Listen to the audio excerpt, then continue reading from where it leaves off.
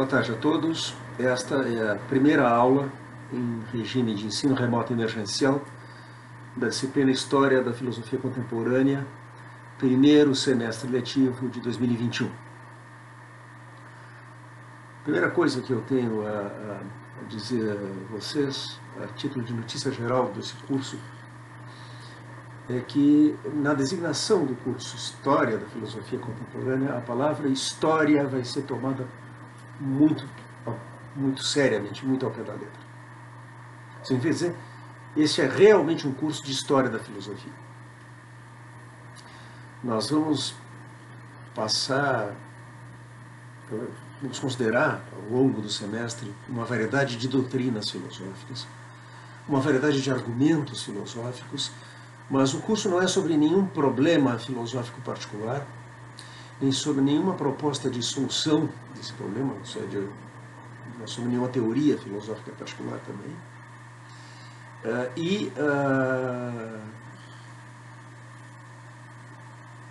Também não é um curso sobre autores. Muitos autores vão ser passados em revista. Mas, basicamente, o que se trata de entender é uma história de mais de 100 anos, como nós vamos ver. Uma história que a gente começa o nosso ponto de partida, por razões que vocês em breve conhecerão, é o ano de 1879, e que chega até os nossos dias, até 2021. Tá? E o que é importante é entender essa história que vai estar sendo narrada aqui. Tá? Como eu disse, vai ser um curso de História da Filosofia. Ora, a História da Filosofia é uma disciplina auxiliar da filosofia. Não é propriamente um curso filosófico esse, é um curso de História das Ideias. E a História das Ideias pertence à História. Tá?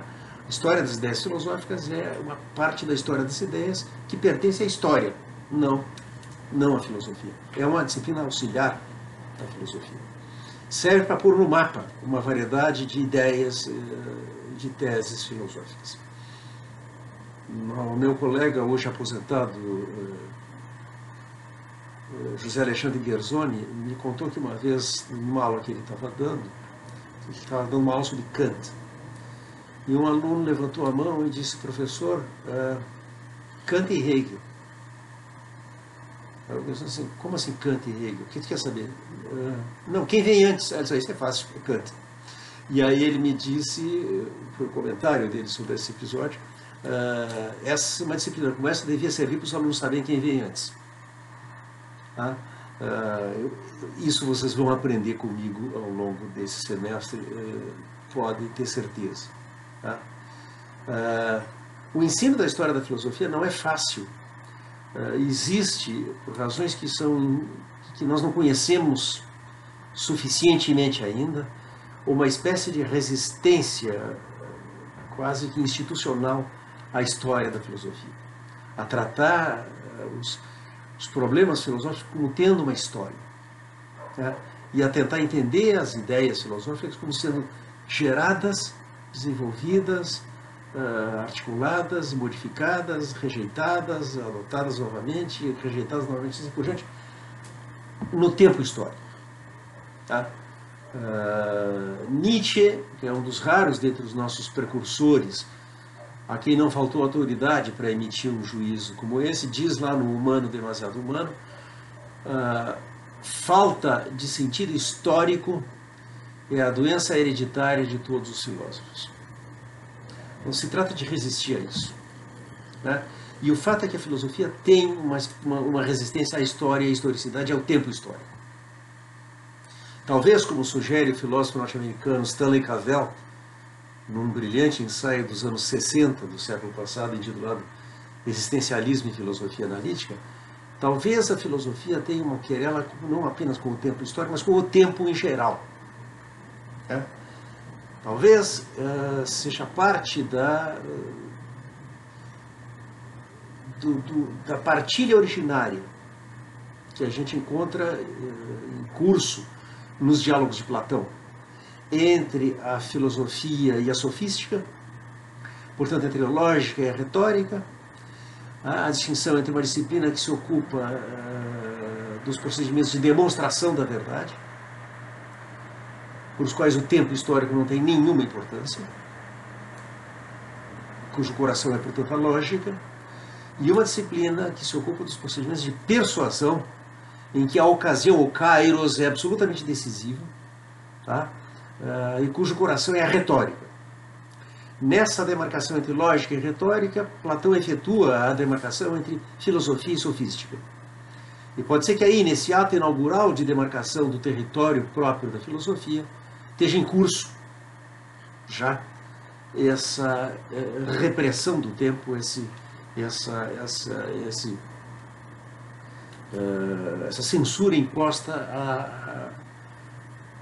à apreensão em perspectiva histórica dos tópicos e problemas que constituem o repertório da filosofia. Então, essa é a tese de Café, que me parece extremamente sugestiva. A filosofia tem uma querela com o tempo, e por via dessa querela com o tempo, ela tem uma querela com a história. Tá?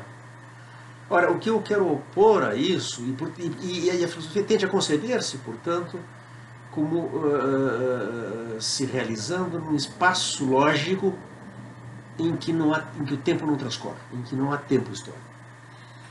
Os escolásticos foram particularmente lúcidos ao tematizar a ideia de uma filosofia perenes, de uma filosofia cujos problemas são um número fechado, para o qual um conjunto de soluções possíveis também é um conjunto fechado, e tudo que nós podemos fazer é percorrer essa estrutura que contém esses problemas, essas soluções possíveis, e tomar partido aí dentro, num espaço que é concebido justamente de uma perspectiva espacial, é concebido como tendo características espaciais e não temporais. No século XX, metáforas como em Wittgenstein a gente encontra o espaço lógico. A gente encontra em Weil a ideia de que a filosofia é a geografia lógica dos conceitos. A gente encontra em Wilfrid Sellars a ideia de um espaço lógico das razões. Em todos esses casos, a filosofia se concebe como espacial, como topológica ou topográfica, como geográfica, e não como temporal. Tá? Bom, eu quero opor a isso uma ideia, e opor de maneira muito radical. Uma ideia que eu compartilho com Nietzsche e outros críticos dessa concepção ahistórica da filosofia. A saber que não há filosofia perenes, que os problemas filosóficos têm uma história, e que compreender os problemas filosóficos é compreender o que tornou possível que eles fossem enunciados num certo momento, num certo estágio da história da filosofia, e desaparecessem em certo outro estágio. Eu vou dar 2 exemplos apenas, a guisa de introdução. Primeiro é um exemplo de um problema que nós não temos mais. E outro exemplo de um problema que durante muito tempo nós não tivemos. Qual é o problema que nós não temos mais? É um problema que foi central na filosofia antiga, dominou a filosofia pré-socrática, e foi finalmente resolvido, mas resolvido de uma vez por todas por Platão, que é o problema sobre a possibilidade do juízo falso. Uma variedade de argumentos sobre os quais eu tenho mais a dizer oportunamente, mais adiante, foram apresentados na filosofia pré-socrática, que de diferentes maneiras chegavam a uma mesma conclusão, a saber que é impossível julgar falsamente. Isso é violentamente contra-intuitivo. Se João afirma que agora faz sol em Porto Alegre e Pedro afirma que não faz, um dos dois deve estar errado. E, no entanto, esses argumentos tinham a consequência de que se Pedro afirma que está fazendo sol em Porto Alegre, que não está fazendo sol em Porto Alegre, então isso é verdade, ainda que seja verdade apenas para Pedro. A ideia de verdade relativa aparece como consequência necessária da relativização da verdade de proposições a perspectivas ou pontos de vista. Tá? Bom, o que o senso comum sugere é que existem juízos falsos, é por isso mesmo que nós entramos em desacordo, e, no entanto, não se sabe exatamente como mostrar isso. Quem resolveu esse problema de uma maneira definitiva foi Platão no Diálogo Sofista. Ele custou muito para chegar lá. Se a gente lê cronologicamente os escritos de Platão, a gente vê que desde a juventude ele se debateu com o problema da possibilidade do juízo falso, que num estágio tão avançado da sua filosofia como aquele representado pelo diálogo Teeteto, ele ainda não tem uma solução para o problema, e é só no Sofista, que foi escrito ainda mais depois do Teeteto, pertence ao último estágio do pensamento de Platão, que ele finalmente resolve o problema. Como? Nós vamos olhar mais de perto, porque vai nos interessar. Vai ter uma série de consequências para a lógica, para a concepção de lógica e para as relações entre lógica e filosofia que vão nos importar aqui. Mas o fato é o seguinte, é que depois de Platão o problema desapareceu. Não existe mais. Ninguém mais se pergunta como é possível um juízo falso. É certo que é possível e Platão mostrou exatamente como. Contar uma história só que é ilustrativa da desaparição de um problema.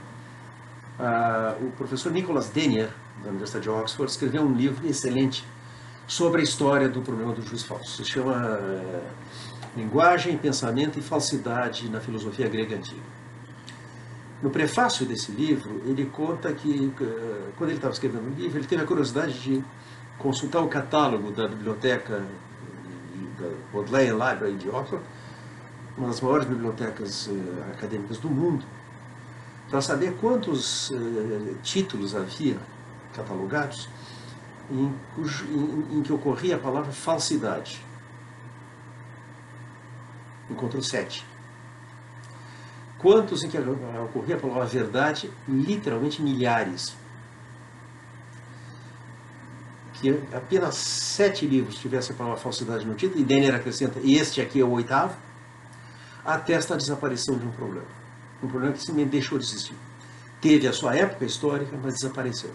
Foi resolvido definitivamente.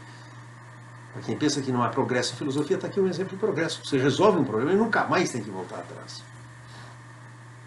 Um outro exemplo de solução cabal de um problema também vai nos ocupar em algum momento adiante a demonstração por Kant do caráter falacioso da prova ontológica da existência de Deus, que vai nos interessar em conexão com as ideias de Frege na filosofia da matemática.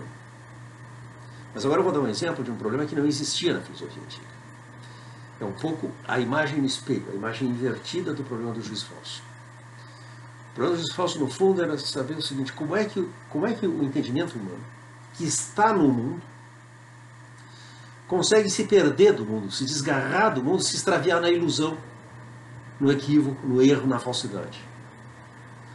Então se pressupõe uma habitação do mundo pelo pensamento e suscita-se então o problema de saber como é que esse pensamento que está no mundo pode perder o mundo. O problema distintivo da filosofia moderna é diametralmente oposto. É um problema que não tem precedente na história da filosofia. Tem nada na filosofia grega, nada em toda a filosofia medieval que sequer sugira esse problema.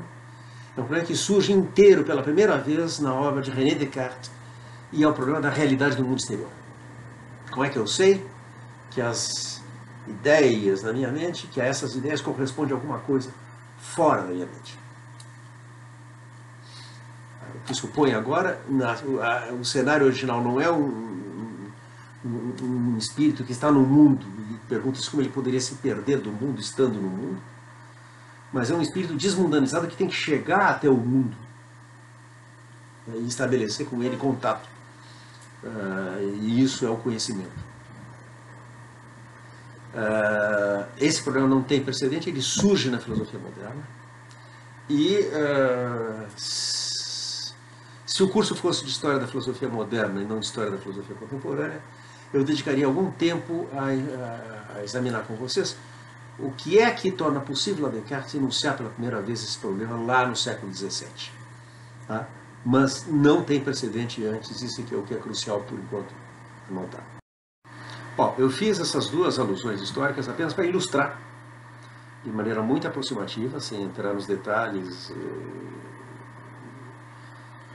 na estrutura sofisticada dos argumentos envolvidos, essa tese fundamental de que os problemas filosóficos têm uma história e que compreender um problema filosófico envolve compreender a sua história. Compreender em que circunstância histórica esse problema é tornado possível, pode ser pela primeira vez enunciado. Tá?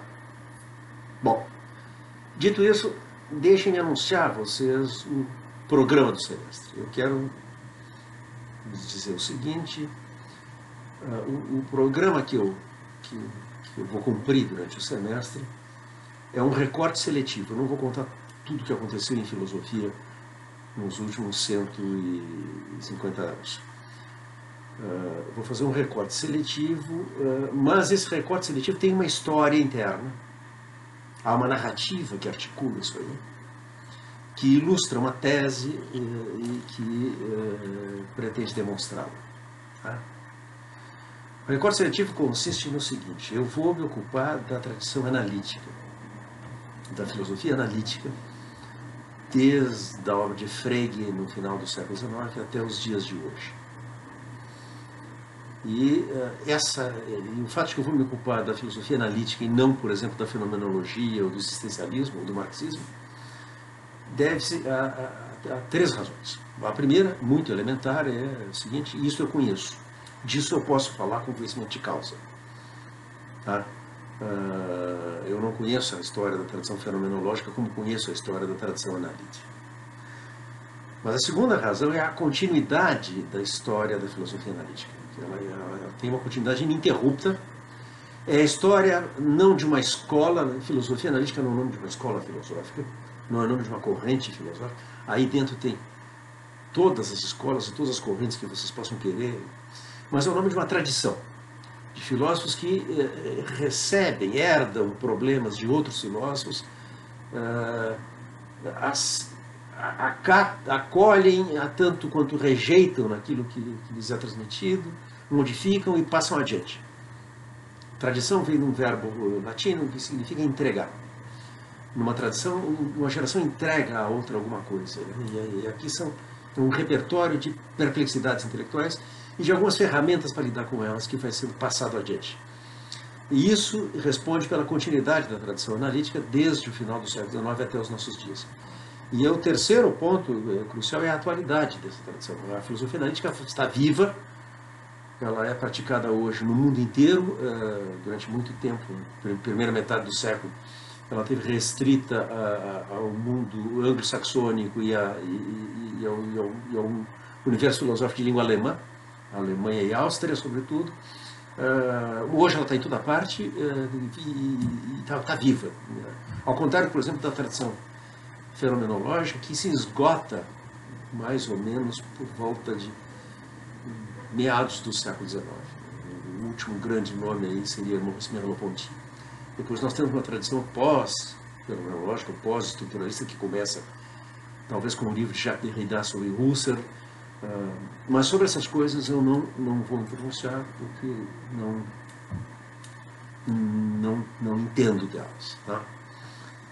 Mais uma coisa, um recorte, além de que eu vou tratar apenas da tradição analítica, na filosofia analítica eu vou me ocupar do que a gente pode chamar, imitando Kant, a filosofia teórica. Isso é, lógica e filosofia da linguagem, metafísica e epistemologia. Tá? Eu não vou me ocupar de filosofia prática, de ética, de filosofia política, nem de estética. Mais uma vez, é a competência do docente que determina essa restrição. Para dar só um exemplo, possivelmente a obra mais importante de filosofia política do século XX é a Teoria da Justiça de John Rawls, um livro publicado em 1972. Eu não vou falar da Teoria da Justiça de John Rawls, exceto talvez para noticiar o que foi feito da ideia de equilíbrio reflexivo de Nelson Goodman na filosofia de Rawls. Portanto, apenas vou considerar um aspecto metodológico e não substantivo dessa filosofia. Agora bem, eu disse que essa história, com todas essas restrições, tinha um fio da meada, um fio condutor e uma moral da história. E o fio condutor é a seguinte ideia, é que a mais importante conquista da filosofia do século XX, e isso, aliás, é verdadeiro tanto da tradição analítica quanto da tradição fenomenológica. A mais importante conquista foi o acerto de contas com a noção central na filosofia moderna de representação.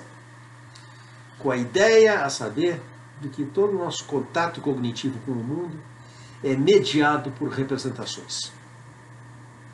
Representações, ideias, impressões, percepções.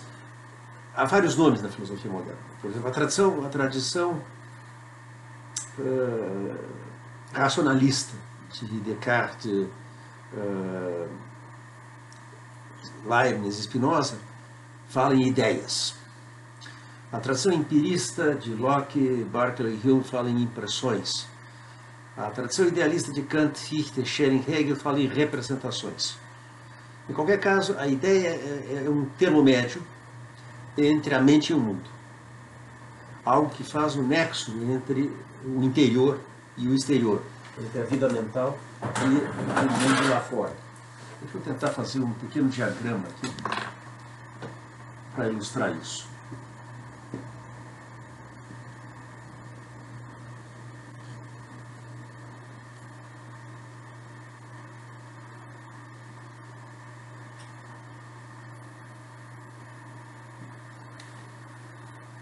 Pronto, usando uma convenção das histórias em quadrinho, eu representei um fulaninho aí que está pensando em um cubo.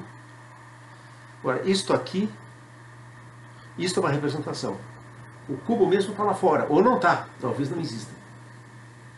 Todo o problema da realidade do mundo exterior é saber se as representações que ocupam o nosso espírito correspondem a alguma coisa fora dele, alguma coisa no mundo fora do nosso pensamento. Tá?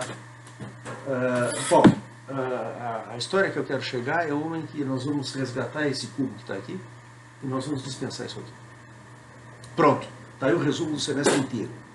Tá? Agora, essa conquista foi difícil, tanto na tradição analítica quanto na tradição fenomenológica, e nós vamos ver como é que gradualmente ela vai sendo articulada. Tá? O que nós estamos fazendo é, depois de 3 séculos de filosofia moderna, recobrar a ideia de um contato cognitivo direto entre mente e mundo. Não mediado por representações, não mediado por ideias, não mediado por retratinhos mentais do que está supostamente lá fora. Tá? Bom, eu vou falar um pouco mais disso em seguida. Eu quero fazer alguns acertos de início de semestre com vocês, fixando o nosso calendário. As aulas serão predominantemente aulas assíncronas, que eu vou gravar, disponibilizar online e vocês assistem quando e como lhes convier.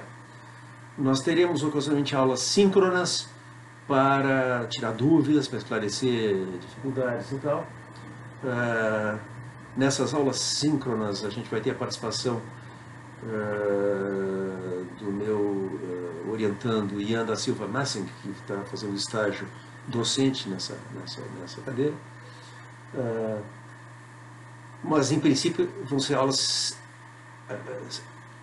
assíncronas que estarão disponíveis no YouTube sempre, cada terça e cada quinta-feira. Bom, eu dei uma conferida no calendário do semestre. Nós temos 3 feriados aí: 7 de setembro, a Independência, 2 de outubro, Nossa Senhora Aparecida, e 2 de novembro, Finados. As aulas terminam no dia 4 de dezembro. Tá? Então, dividindo o semestre ao meio, eu vou fazer 2 avaliações nesse semestre. As avaliações vão ser síncronas. Vocês vão estar online, o pessoal matriculado na turma A às 1h30 da tarde, o pessoal matriculado na turma B às 6h30, e eu vou enviar por e-mail questões de prova que vocês vão ter o tempo do que seria uma aula presencial para responder. Então eu vou fazer a primeira avaliação no dia 30 de setembro e vou dedicar a aula de 5 de outubro à correção dessa primeira avaliação. Vou fazer uma segunda avaliação no dia 25 de novembro e dedicar a aula de 30 de novembro à correção dessa avaliação. E por último, reservo para uma recuperação, se alguém precisar, o dia 2 de dezembro. Bom, a bibliografia da nossa disciplina está inteira e é enorme, porque todo ano eu ponho mais coisa lá. Ponho mais. Quod abundat no nosso, o que é demais não atrapalha. Está toda no Dropbox, ao qual vocês têm acesso. Eu compartilhei com cada um de vocês. Me perguntaram por leituras. Não há nenhuma leitura obrigatória no semestre, mas há leituras mais e menos recomendadas. Há algumas que eu recomendo bastante. Então, vocês vão receber junto com o link para esta aula que eu estou gravando nesse momento, lá no YouTube, uma lista de leituras que vocês podem fazer ao longo do semestre. Há um texto meu escrito para uma enciclopédia, é um pequeno verbete de enciclopédia titulado História da Filosofia Analítica, que pode ser lido como uma espécie de resumo muito condensado de tudo que está para se ver ao longo do semestre. Depois eu selecionei artigos de Frege, Russell, textos de Wittgenstein, de Carnap, de Quine e assim por diante. E eu vou mandar no primeiro e-mail, junto com o link para essa aula, essa lista de leituras. Nenhuma das quais é obrigatória. Aquela que eu mais enfaticamente recomendo, porque é o documento mais importante da nossa bibliografia, é o artigo de Bertrand Russell, On the Noting. Esse artigo é chave para quase tudo o que nós vamos ver durante o semestre. Nós não vamos começar por Russell, vamos começar por Frege e vamos passar por Moore antes de chegar em Russell. Mas ali vai ter algo que de diferentes maneiras vai estar retornando ao longo de toda a evolução subsequente do semestre. Tá? Toda a bibliografia está lá no Dropbox. E agora, o que eu quero fazer, à guisa, digamos assim, de um aquecimento nessa primeira aula do semestre, eu quero fazer uma espécie de prólogo à filosofia contemporânea. O tópico que eu vou abordar hoje não é ainda um capítulo da história da filosofia contemporânea, é uma espécie de preparação para ela. Por quê? Porque eu quero falar um pouco sobre a obra de Gottlob Frege. Frege, que foi o filósofo, Frege que foi, antes de qualquer outra coisa, o lógico mais importante na história inteira da lógica desde Aristóteles, protagonista da revolução mais radical e mais profunda pela qual a lógica passou em toda a sua história, hoje é reconhecido também como um dos grandes filósofos de todos os tempos, mas não foi no seu tempo. Frege não está na origem da tradição analítica, a imagem que frequentemente a gente encontra de Frege, fundador da filosofia analítica, é inteiramente inapropriada. Frege não fundou nenhuma tradição.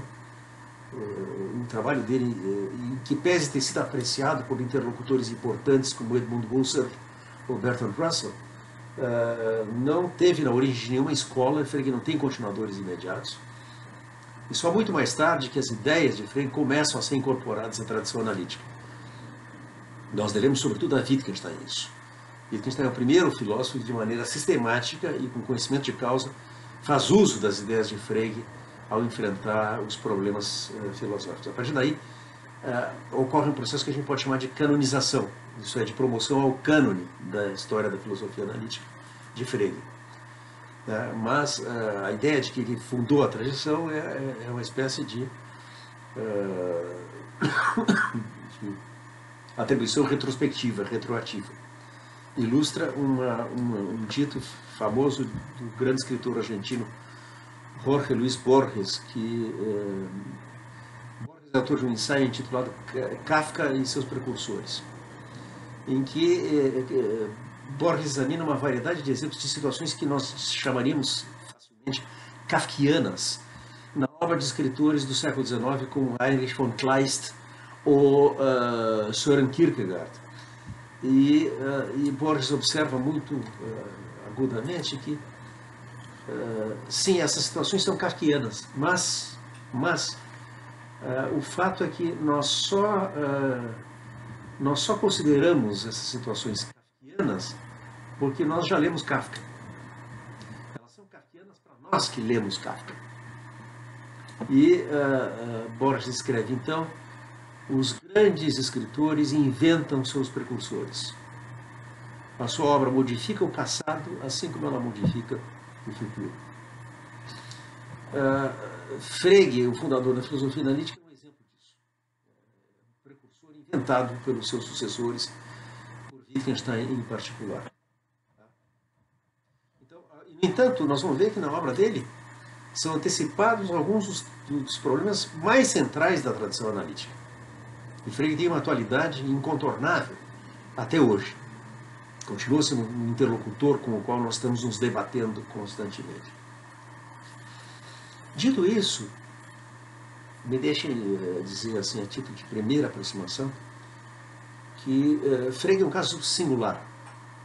É um filósofo muito importante, muito profundo, que nós vamos ver, que, no entanto, teve um propósito em filosofia, um projeto extremamente limitado, extremamente circunscrito. O projeto filosófico de Frege, ao qual esteve subordinado tudo o que ele fez em filosofia e em lógica também, a revolução que ele protagonizou na lógica foi subordinada à execução desse projeto. É um projeto em filosofia da matemática e especificamente na filosofia da aritmética. Ele tem uma tese, quer dizer,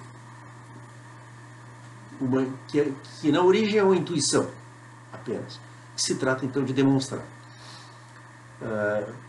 E a ideia é, contra Kant, que as proposições da aritmética, Frege só está interessado na aritmética, o projeto dele não se estende a outras áreas da matemática, mas ele sustenta contra Kant que as proposições da aritmética são analíticas e não sintéticas. Kant sustentou que a matemática toda ela é constituída de juízos sintéticos a priori. Para Kant, Frege concorda com Kant no que diz respeito à geometria, à álgebra, a outras áreas, mas a aritmética não. Para ele, os juízos aritméticos são puramente analíticos. E dizer que eles são puramente analíticos é dizer que eles não têm nenhum conteúdo extralógico. Por quê? Porque dizer que uma proposição é analítica é dizer, para Frege, a distinção entre analítico e sintético é uma distinção entre métodos de justificação. Dizer que uma proposição é analítica é dizer que ela pode ser justificada ou demonstrada apelando-se exclusivamente para leis lógicas gerais e definições. Dizer, em troca, que uma proposição é sintética é dizer que para demonstrá-la nós devemos supor certas premissas ou certos axiomas que caracterizam certas noções próprias daquele domínio de conhecimento. Então, se a geometria é sintética a priori, é porque é um conteúdo que não é puramente, não se reduz a leis lógicas gerais e definições na geometria. E tem a ver, provavelmente, como sustentou Kant, com a forma a priori da intuição externa no espaço. Tá? Então, nós temos aqui três distinções. Eu vou pôr nesse arremedo de quadro que eu uso nessas nossas aulas. Há uma distinção que foi feita tradicionalmente entre necessário e contingente. Verdades necessárias e verdades contingentes. Os clássicos, antes de Kant, distinguiram isso. Há uma distinção entre conhecimento a priori e a posteriori. E há uma distinção que Kant diz, olha, ninguém fez antes, mas precisava ter sido feita, entre juízos analíticos e sintéticos.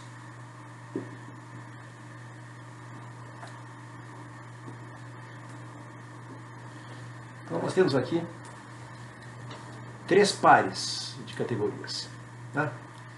A distinção necessária e contingente, a distinção a priori e a posteriori, a distinção analítico-sintético. Tá bem? A primeira é uma distinção metafísica, dizer que algo é uma verdade necessária, dizer que não poderia ser falso. Dizer que algo é uma verdade contingente é dizer que pode ser verdadeiro, mas poderia ser falso. Portanto, a distinção é metafísica, diz respeito ao que no mundo é o fundamento da verdade, dessas proposições. Em troca, a distinção a priori e a posteriori é uma distinção epistemológica, diz respeito a como nós podemos conhecer. Se nós podemos saber independentemente de qualquer experiência que uma proposição é verdadeira, essa é uma verdade a priori. Se eu só posso conhecer essa experiência a partir de... Se eu só posso conhecer essa proposição, saber se ela é verdadeira ou falsa, a partir de alguma experiência, essa é uma verdade a posteriori. E Kant diz, bom, mas há uma terceira distinção que não é nem metafísica, como necessário e contingente, nem epistemológica, como a priori e a posteriori, mas puramente lógica, que é a distinção entre juízos analíticos e sintéticos. Kant tem várias maneiras de formular isso, a mais conhecida, que não é propriamente a mais esclarecedora, diz que um juízo é analítico quando o conceito, o predicado está contido no conceito do sujeito, e sintética quando não está. Ele tem uma explicação, assim, por exemplo, dizer que todo o corpo é extenso, isso é um juízo analítico, porque no conceito de corpo está contida a extensão. A ideia de um corpo sem extensão é contraditória. Portanto, todo o corpo é extenso, é um juízo analítico. Em troca, todo o corpo é pesado, é um juízo sintético, porque não há nenhuma contradição na ideia de um corpo que não tem peso. E, como nós sabemos que o peso está ligado aos efeitos da gravitação universal, nós compreendemos perfeitamente o que significa privar um corpo de peso sem privá-lo de corporeidade.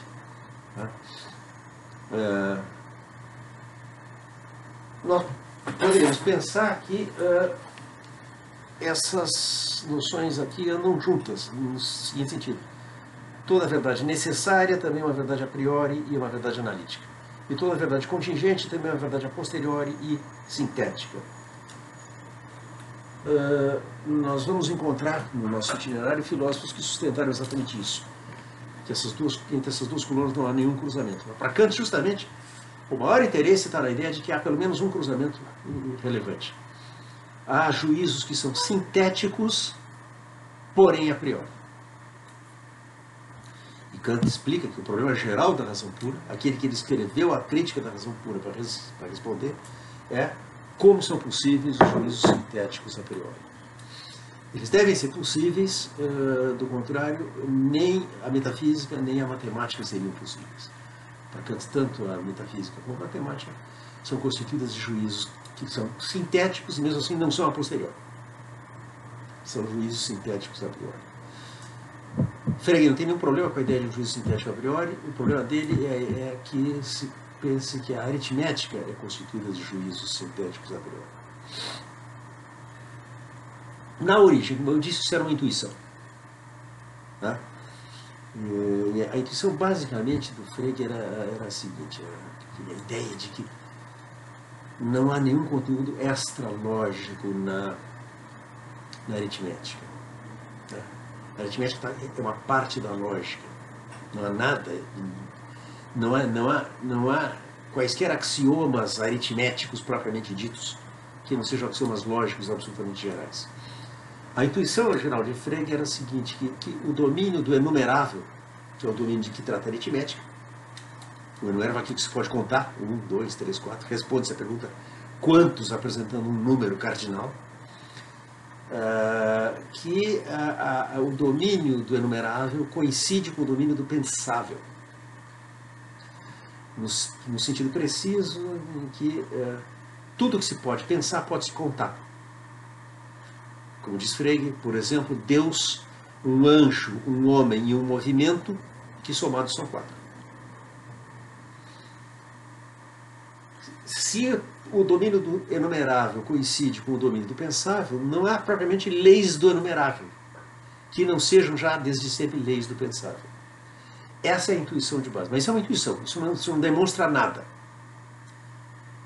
Como se pode demonstrar esse programa de Frege, que ficou conhecido como o projeto logicista para a aritmética?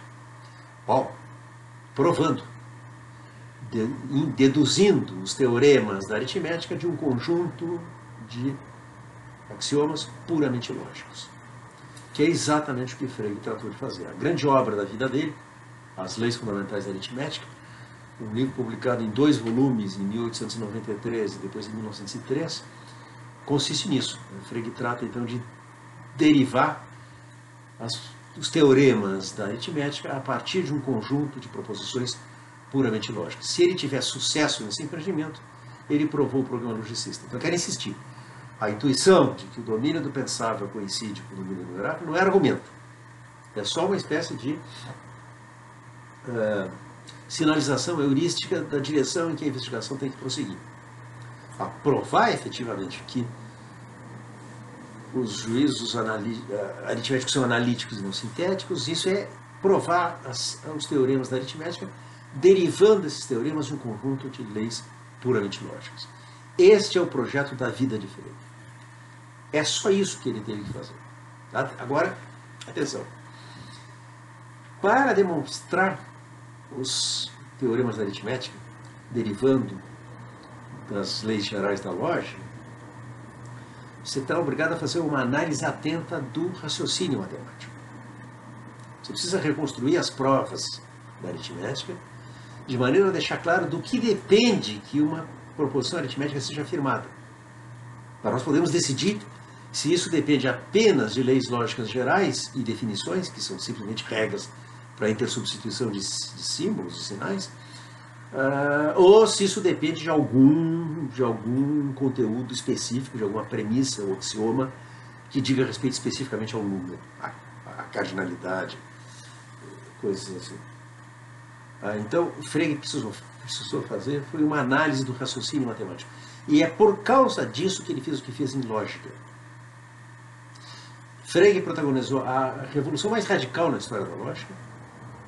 Simplesmente assim, ele varreu do mapa a lógica aristotélica, que há 2000 anos dominava completamente, sem contestação, as investigações lógicas, pôs no lugar uma teoria lógica muito mais poderosa, que nós herdamos, é o cálculo de predicados, mas não fez isso pelo seu bel prazer de fazer uma lógica diferente. Simplesmente, Frege aqui se depara com algo que outros lógicos do século XIX já vinham se deparando, a saber com as deficiências da silogística, isso é, da lógica aristotélica, e em particular com a sua insuficiência para dar conta do raciocínio matemático. Que a lógica aristotélica não dava conta de maneira satisfatória do raciocínio matemático, essa é uma queixa que ecoa ao longo de toda a primeira metade do século XIX no trabalho de muitos lógicos diferentes. Tá?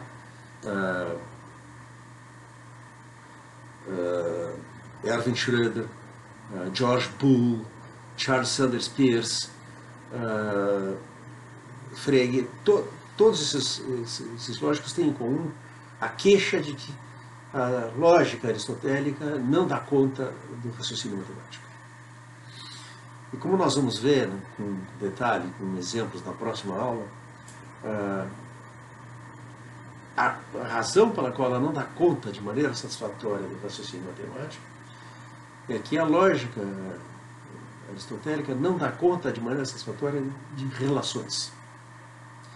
Ela sabe lidar com predicados monádicos, isso é, predicados com um único lugar de argumento, mas ela não sabe lidar satisfatoriamente com relações. Ora, o raciocínio matemático é sempre raciocínio acerca de relações. E a lógica aristotélica não dá conta de relações. Então é uma queixa que a gente encontra em De Morgan, em Boole, em Schröder, em Peano, em Peirce, que não dá. Com a lógica aristotélica não dá. E Frege começa o livrinho que ele apresenta pela primeira vez o cálculo de predicados, que é de 1879, daí a nossa data inaugural, né? A Begriffsschrift, a conceitografia, uma linguagem de fórmulas baseada na linguagem da aritmética para a representação do pensamento puro. Aí Frege diz, olha, eu bem que tentei fazer com a silogística, não dá. E toda a primeira metade do século XIX está cheia de exemplos lógicos, dando exemplos de raciocínios cuja validade a lógica aristotélica não consegue representar. Há um exemplo famoso de Augustus de Morgan no ensaio On Syllogism, que é de 1830. De Morgan dá o exemplo de uma inferência que é obviamente válida e cuja validade é indemonstrável na lógica aristotélica. A inferência, o exemplo de De Morgan é: toda vaca é um animal, logo toda cabeça de vaca é uma cabeça de animal. Isso é claramente válido. Mas se nós tomarmos a lógica aristotélica, onde só há predicados monádicos, você tem 4 predicados aí. Ser vaca, ser animal, ser cabeça de vaca e ser cabeça de animal. A representação aristotélica dessa inferência daria o seguinte: todo A é B, logo todo C é D. E isso não é válido. Não segue. No entanto, se nós nos dermos conta que ser cabeça D é uma relação, A é cabeça, X é cabeça de Y, A é cabeça de B, muda completamente de figura. E usando o cálculo de predicados, criado pela primeira vez por Frege, prova-se o argumento de Demócrito facilmente. É um exercício trivial de lógica de primeira ordem. Tá? A queixa de que a lógica aristotélica não dava conta do raciocínio matemático, portanto, não aparece com Frege, ela já estava no ar. O que acontece é que ninguém sabia o que pôr no lugar da silogística aristotélica. A ideia já está presente em Leibniz de que matematizar as relações lógicas deve servir para controlar de maneira mais rigorosa a validade de argumentos, sabendo uma demonstração de que suposições segue-se o que está sendo demonstrado, que suposições estão sendo descarregadas e assim por diante. Isso já está presente na obra de Leibniz e houve várias tentativas de matematização da lógica, a mais bem sucedida das quais é a de George Boole, no livro The Laws of Thought. No entanto, tecnicamente, tudo que o Boole fez foi representar, usando linguagem matemática, basicamente a álgebra das relações, o cálculo de predicados monádicos. Ou seja, ele representou matematicamente tudo que era reconhecido como lógica na tradição aristotélica, mas não foi um passo adiante. Tá? Isso Frege, numa crítica a Boole, mostra, olha, não adianta nada matematizar Aristóteles, sem sair de Aristóteles. A gente precisa ir além. Da perspectiva do cálculo de predicados que foi desenvolvido por Frege, que é a nossa perspectiva, a perspectiva contemporânea, a silogística aristotélica é o cálculo de predicados monádicos, predicados com um único lugar de argumento. As inferências envolvendo predicados monádicos cobrem uma vasta região do pensamento comum e do pensamento científico. Aristóteles, como diz o historiador da lógica francês Jean Reinhold, teve a sorte de se deparar com uma região do pensamento e da linguagem em que quantificadores não são necessários. Isso é a quantificação não faz diferença se eu escrever, por exemplo, para todo x algum y, tal que f de x e g de y. Tá? Eu posso escrever isso. Agora eu também posso escrever, inverter a posição dos quantificadores, escrever assim, para algum y, para todo x, f de x e g de y. Invertir a posição dos quantificadores, mas continuo dizendo a mesma coisa. Por fim, eu posso escrever simplesmente para todo x, f de x e para algum y, g de y. Todas essas 3 fórmulas dizem a mesma coisa. Tá? Não há nenhum privilégio de alguma em relação a outra. Por quê? Porque a posição dos quantificadores aí é completamente irrelevante. A teoria da quantificação só é requerida quando nós tivermos as voltas com relações assimétricas. Eu me cortei no quadro meu aqui, deixa eu fazer uma pausa aqui para por um curativo. Já retorno. Só tem que pausar aqui com a mão esquerda, é difícil.